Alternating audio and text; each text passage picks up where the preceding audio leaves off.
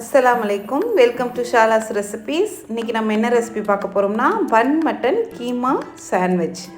வாங்க, நல்லா க்ரீமியாகவும் டேஸ்ட்டாகவும் இருக்குங்க. எப்படி செய்யலான்னு பார்க்கலாம் வாங்க. ஒரு பேனில் 2 டேபிள் ஸ்பூன் ஆயில், ஒரு பெரிய வெங்காயத்தை சின்ன சின்னதாக கட் பண்ணி வச்சுருக்கேன், அதையும் சேர்த்துக்கலாம். நல்லா வதங்கணும். வெங்காயம் வதங்குற வரை நம்ம வெயிட் பண்ணலாம். இதில் 3 பச்சை மிளகாவை சின்ன சின்னதாக கட் பண்ணி சேர்த்துருக்கேன். 1 டேபிள் ஸ்பூன் இஞ்சி பூண்டு பேஸ்ட் அதையும் சேர்த்து நல்லா அந்த பச்சை வாடை போகிற அளவுக்கு வதக்கிக்குங்க. நல்லா வதங்கிருச்சு.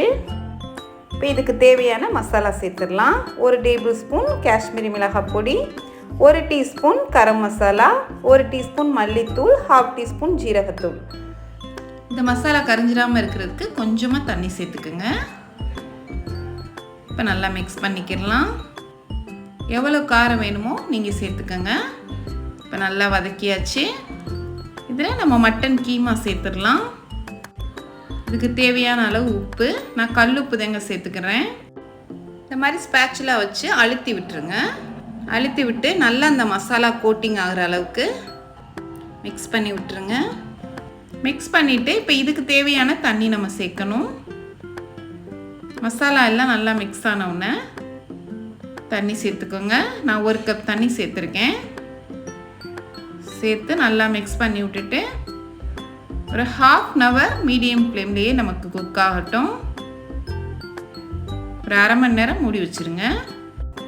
கீமாங்கிறனால நமக்கு 1/2 hour போதும். மூடி வச்சுருங்க, குக் ஆகட்டும். அவ்வளோதாங்க, நம்ம குக் ஆயிடுச்சு. நீங்கள் இப்போ எடுத்து கொஞ்சம் சாப்பிட்டு பார்த்துக்கோங்க. இது நல்லா குக் ஆயிடுச்சா என்னன்னு. எனக்கு 1/2 hourல குக் ஆயிடுச்சு. 1/2 டீஸ்பூன் பெப்பர், கஸ்தூரி மேத்தி 1 டேபிள் ஸ்பூன் சேர்த்துக்கோங்க. இந்த மாதிரி கசக்கி விட்டு சேர்த்துக்கோங்க. மல்லித்தலை கொஞ்சம் சேர்த்துட்டு நல்லா மிக்ஸ் பண்ணிக்கிறணும். கஸ்தூரி மேத்தி சேர்க்குறனால நமக்கு நல்ல ஃப்ளேவர் கொடுக்கும். மிக்ஸ் பண்ணியாச்சு. அவ்வளோதாங்க, நமக்கு ஸ்டஃப் தயாராகிடுச்சு. இப்போ ஒரு பேனில் 1 டேபிள் ஸ்பூன் பட்டர் நல்லா மெல்ட் ஆகட்டும். இந்த மாதிரி ஸ்ப்ரெட் பண்ணி விட்டுக்கோங்க. நான் பன் எடுத்திருக்கேங்க. ப்ரெட்டுக்கு பதிலாக நான் பன் எடுத்திருக்கேன். ரொம்ப நல்லா ஃப்ளஃபியாக உள்ள பன் எடுத்துக்கோங்க. இந்த மாதிரி கட் பண்ணிக்கிடலாம். இப்போ இதை நம்ம டோஸ்ட் பண்ண போகிறோம். இதை பட்டரில் நல்லா டோஸ்ட் பண்ணிடலாம். டோஸ்ட் பண்ணி சாப்பிடல இன்னும் நல்லா டேஸ்ட் நல்லாயிருக்கும். இப்போ நம்ம எடுத்துடலாம்.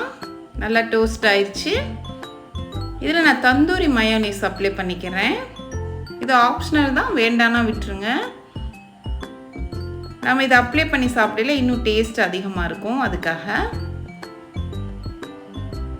இல்லை நீங்கள் வெஜ் மயோனீஸ், எக் மயோனீஸ் கூட சேர்த்துக்கலாம். இப்போ இந்த மாதிரி அப்ளை பண்ணியாச்சு. இப்போ நம்ம செஞ்சு வச்ச ஸ்டஃப்பையும் உள்ளே வச்சிடலாம்.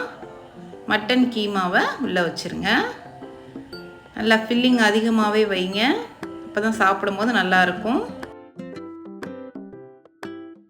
இதுக்கு மேலே கொஞ்சமாக டொமேட்டோ சாஸ் வச்சுக்கோங்க.